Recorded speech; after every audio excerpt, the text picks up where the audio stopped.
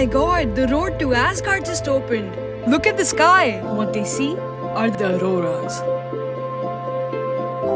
Clearly visible from the north and south poles. A lot of myths around it, but now we know for sure the science behind it. The sun's outermost layer, the corona, is its hottest part. Here, the heat causes the hydrogen and helium atoms to ionize, releasing electrons and positively charged ions. These hot, charged, high-speed gaseous particles in the form of plasma escape the sun's gravity as solar winds. The molten iron at the Earth's core has free electrons that spin with the Earth's movement.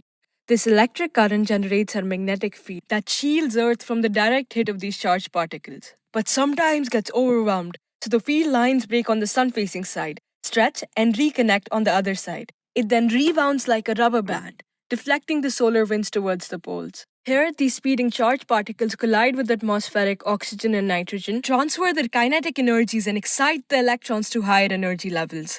But like us, electrons can't stay exerted forever.